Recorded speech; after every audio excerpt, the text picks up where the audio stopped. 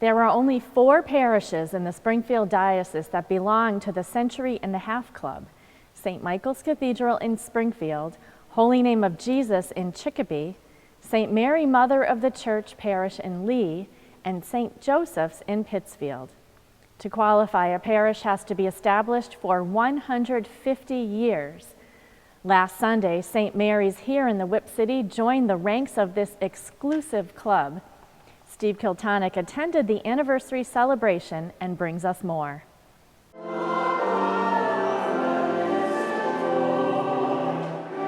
On September 23rd, St. Mary's in Westfield celebrated its 150-year anniversary in the Whip City with a gala anniversary Mass of Thanksgiving. Attending were Springfield Bishop Timothy McDonald, who presided over the Mass with Father Brian McGrath, Archbishop Talayaman of the Philippines, 23 visiting priests, 2 former pastors of St. Mary's, Father Crean and Father Tatro, 22 Sisters of St. Joseph who have staffed St. Mary's schools for 114 years, and local dignitaries, as well as parishioners who just wanted to be part of this momentous occasion. An apostolic blessing from Pope Benedict XVI was also on display.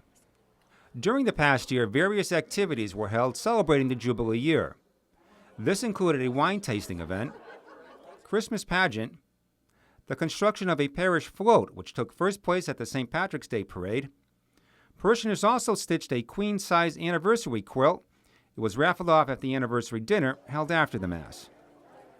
St. Mary's history began as a mission of Springfield when the original church was built in 1854. In September 1862, while the Civil War raged, St. Mary's became a parish as part of the Boston Diocese. St. Mary's was really founded by the immigrant population. We have records going back to 1828 when masses were said or people were gathering as Catholics. And it was mostly the Irish at that point because they needed to build the canals. An even more diverse group arrived to build the railroads. Between the Italians and the Bohemians, the Polish, we even got a bunch of French Canadians down the street. They're the ones who really were the foundation for the church. And what they brought was this truly amazing sense of faith. 13 pastors have served St. Mary's Parish since its founding.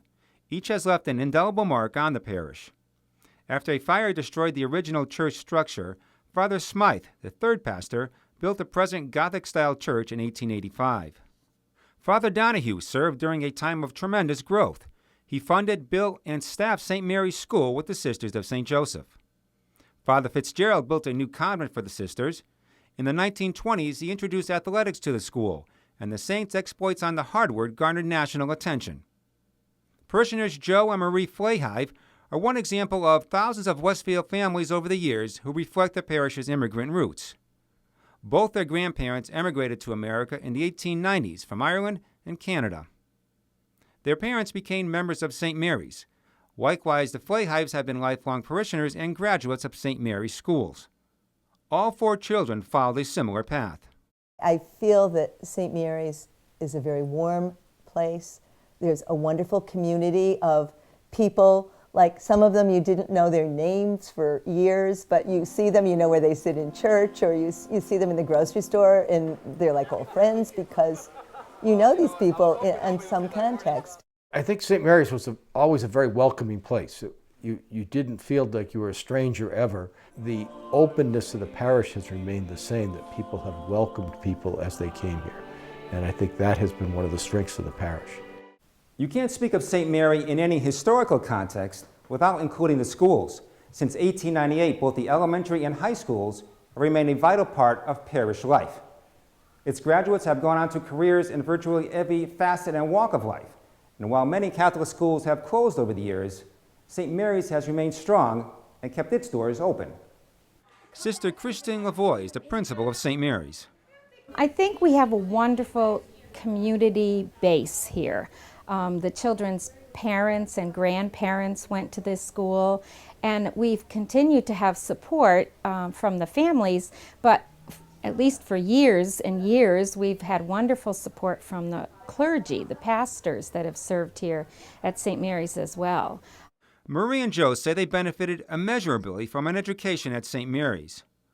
I remember really appreciating the wonderful teachers I had. This is just St. Joseph in both grammar school and high school. They were awfully good in what they provided us in education and in enrichment activities.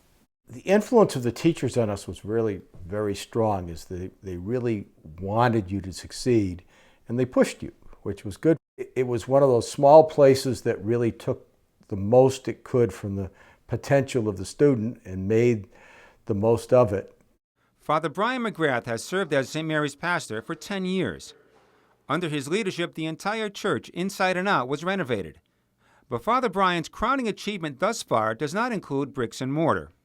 I'm most proud that if you open up the bulletin, there will be Bible studies, and there will be a men's group, and there will be a women's group, and there will be things for the kids, there will be activities for the Hispanics. There's a real spiritual life in the community here that is vibrant and alive.